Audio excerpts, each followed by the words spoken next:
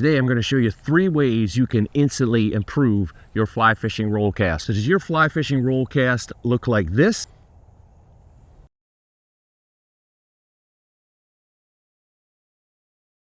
Or does it look more like this?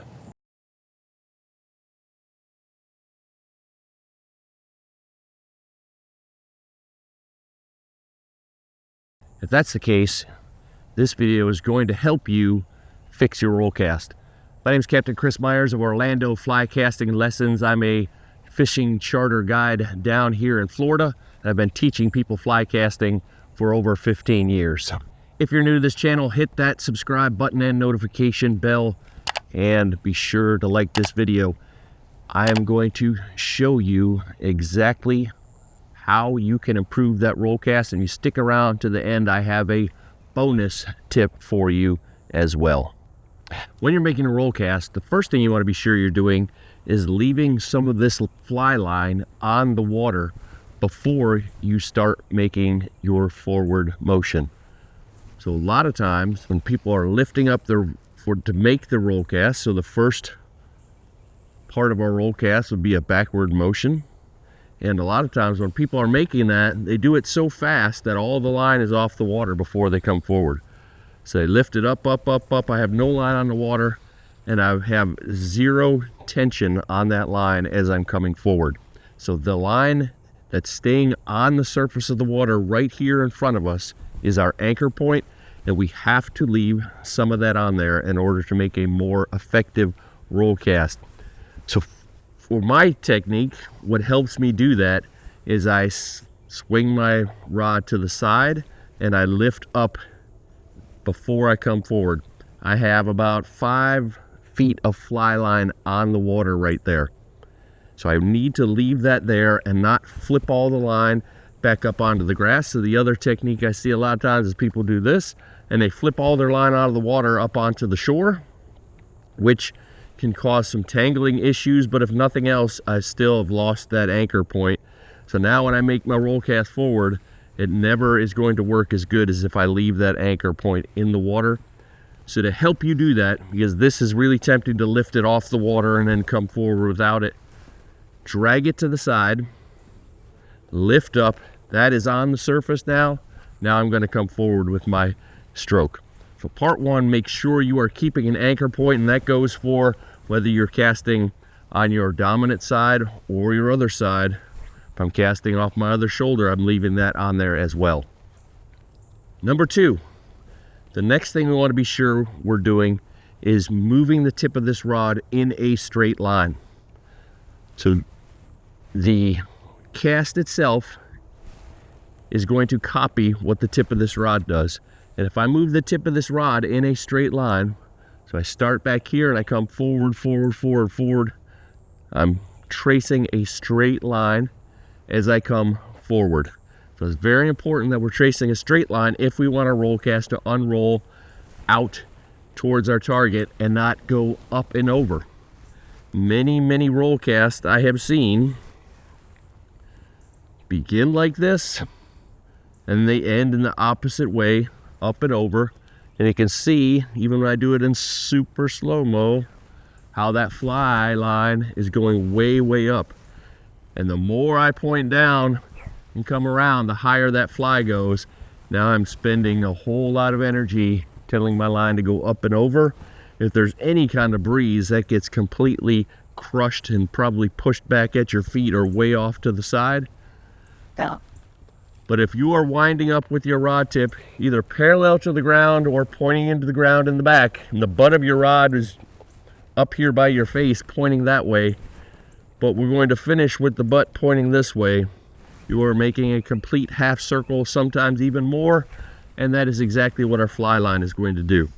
So we follow step 1, we drag it back, I lift it up, I click it into my imaginary straight little piece of track. Here is my yellow track in the sky. I come back, I click it into my track, and this is the path my cast is going to make out, and not down in the end. So not only do most people start pointing down they finish pointing down, and a lot of times it puts it right back into the pile we were trying to get it out of. Step number 1, keep an anchor point in the water. Step number 2, go in a straight line. And now we're going to come to step 3. Step 3 to improving your roll cast is for a short roll cast, you can make a short straight line stroke.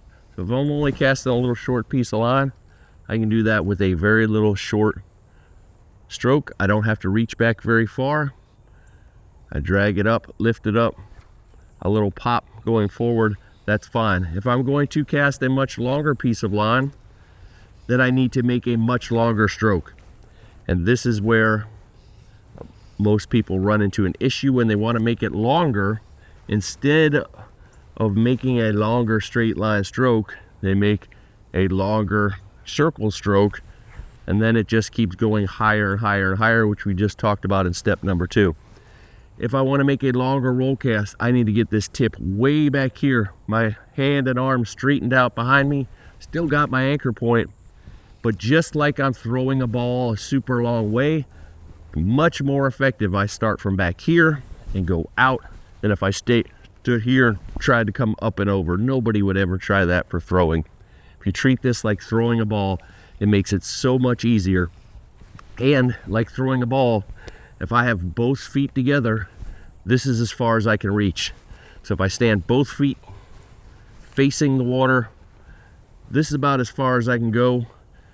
Now I really got to start torquing my shoulder. If we just put that foot back a little, now I can reach way back here, and I don't have to do it hard. I drag back, lift up,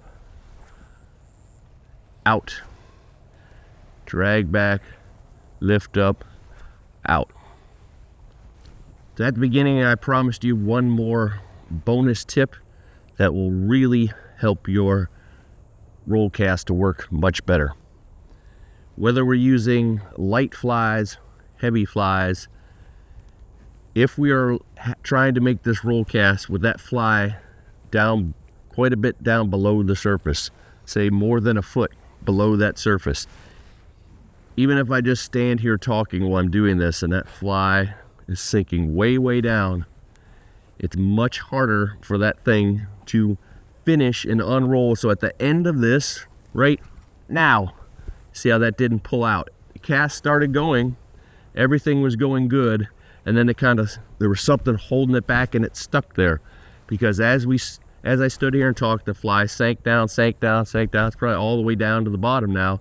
And now when I come forward, it can't bust through that. All that water is dragging on it, and it can't quite make it through the surface and pop over.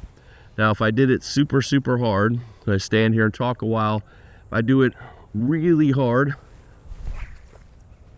it broke out, but it still didn't look as good as this one. If I drag it fast enough to keep it up on the surface, now with very little effort, it comes right off.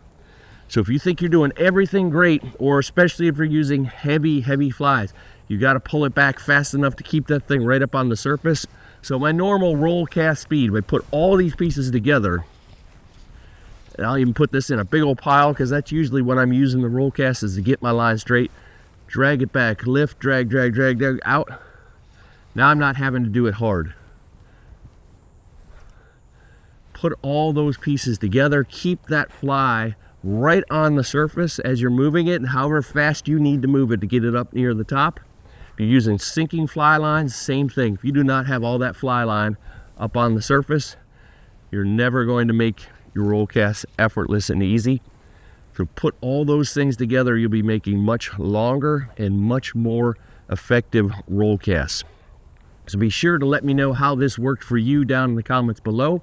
Become a subscriber, click that subscribe button, and please check out some more of my fly casting videos right here.